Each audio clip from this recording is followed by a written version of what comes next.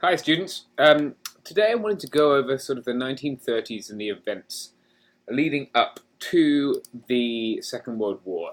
This is the area I specialize in as a historian. I write about the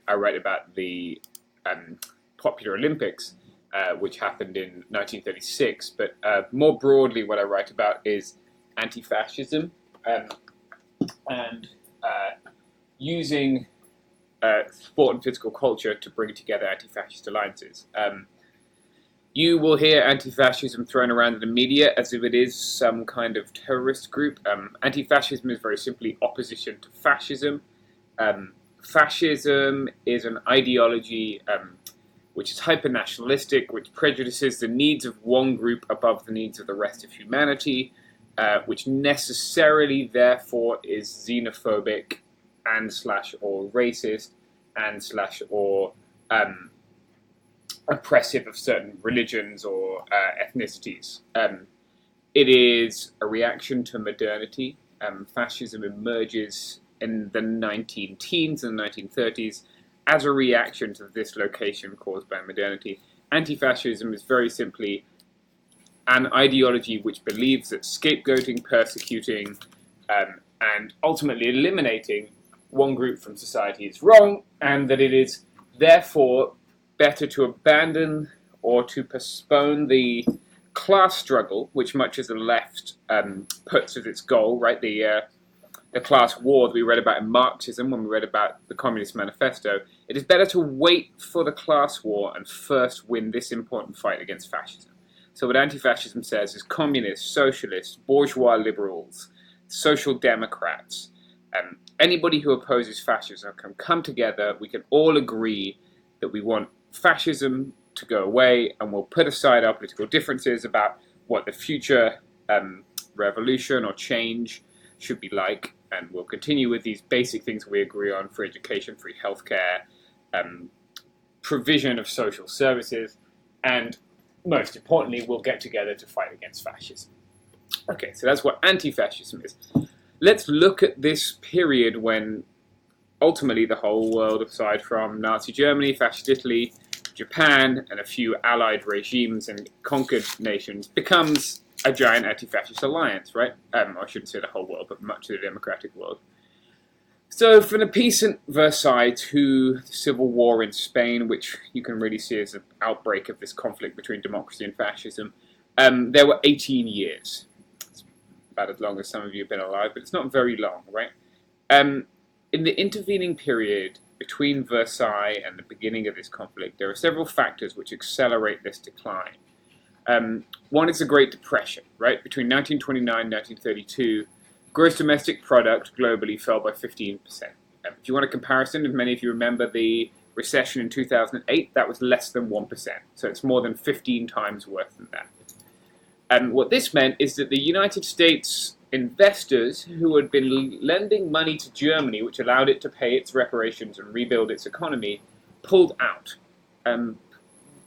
This combines with hyperinflation,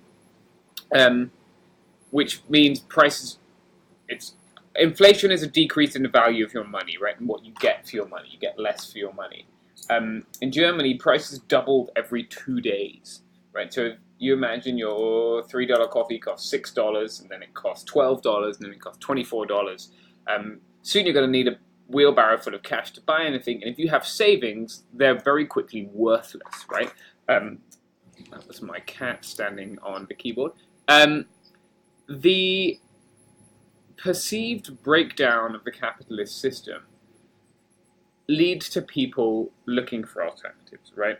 And it plays into the hands of both fascism and communism. With 30% unemployment, it doesn't look like capitalism has won, right?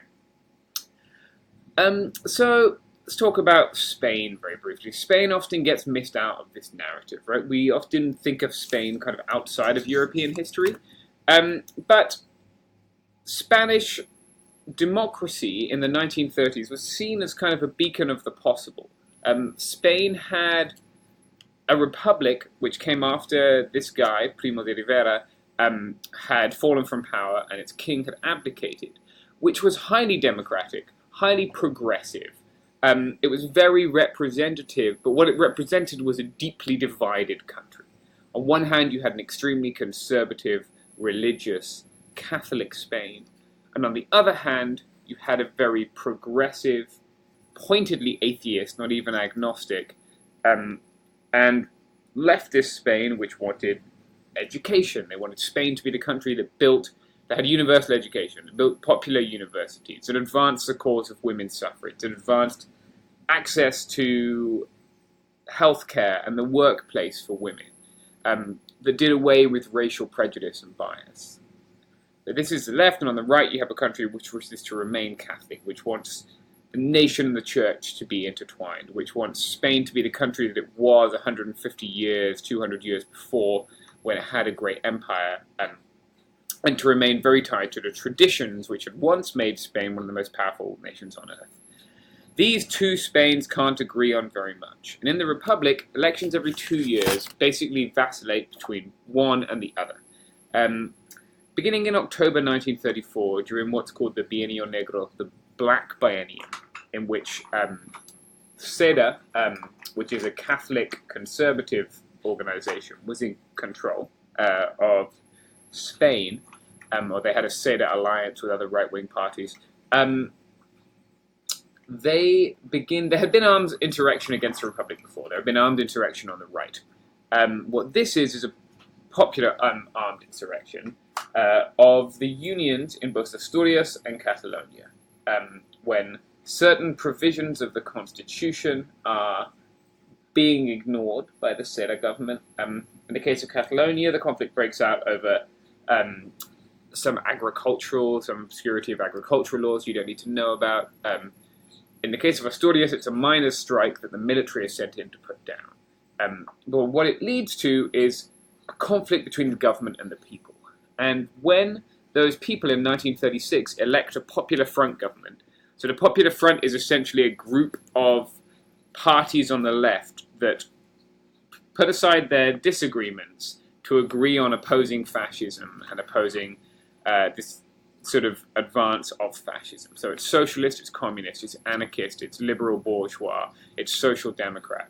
It's all the people who can agree that what is happening in Germany and Italy are bad. These guys win the election in a landslide, and the military are so opposed to having this government that they would rather break the rules than keep playing the game. And this leads to a military uprising. What I look at, the military uprising begins on the 19th of July. What I look at in my research is this Olimpiada Popular. It's Catalan, not Spanish. The Popular Olympics were an alternative to the 1936 Berlin Olympics, which you'll have read about. The 1936 Olympics were supposed to take place, sorry, I'm just checking how much time I have left, in Berlin. Many people, Jewish people, people of color, people on the left, gay people, all these people were being imprisoned in Germany, right, in the beginnings of what was to become the Holocaust. And they obviously didn't feel comfortable competing in Germany. Barcelona puts on an alternative, the Popular Olympics, in which people compete in nations, not in states. So nations, remember, are imagined communities. And this is where we see the women students of the world competing. Colonized nations like Algeria and Morocco compete as Algeria and Morocco, not as French colonies. The women students of the world compete.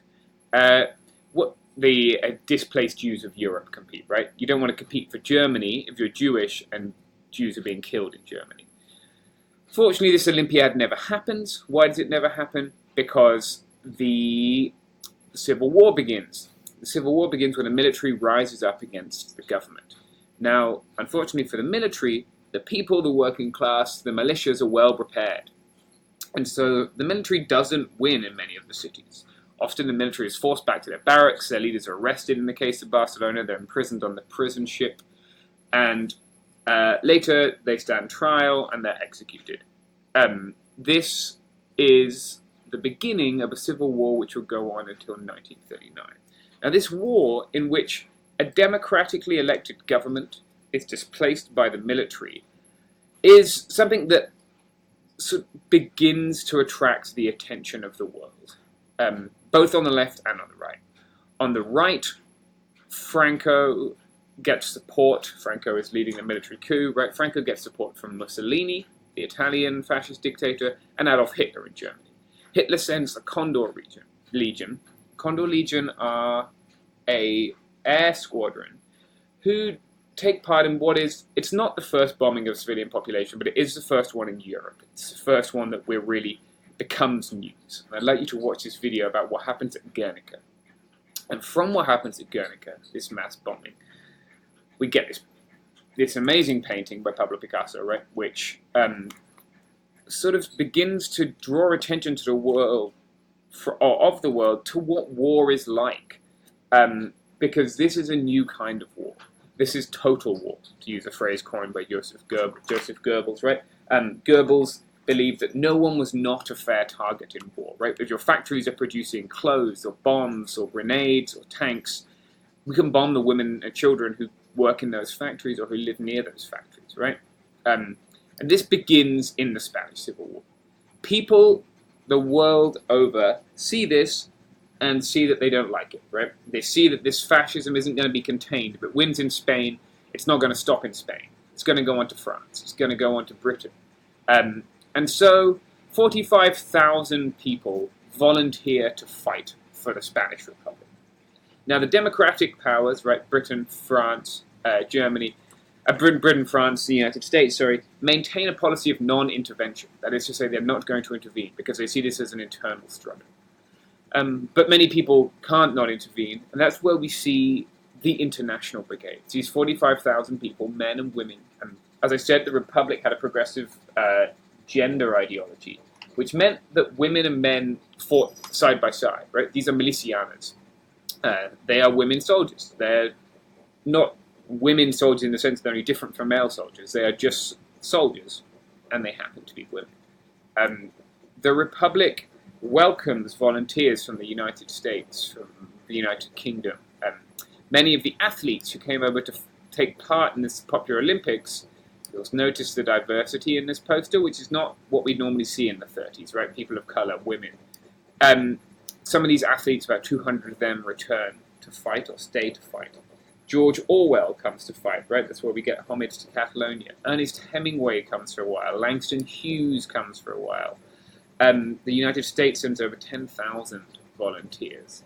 And at first, it looks like they're going to win, right? This looks like the victory of the people in arms, the ultimate demonstration of the power of democracy. What happens is that the Republic is starved of weapons and ammunition because of non-intervention.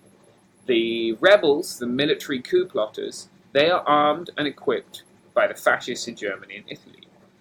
The democratically elected government only has the support of two nations, the USSR and Mexico.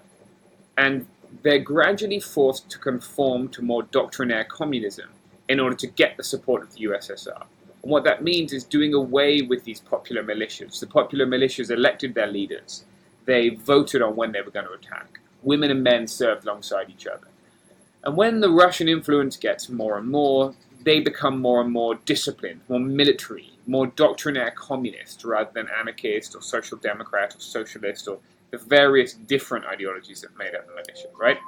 What you can see here is the Republican salute. This right fist in the air is the salute that's associated with the Republic and the Popular Front.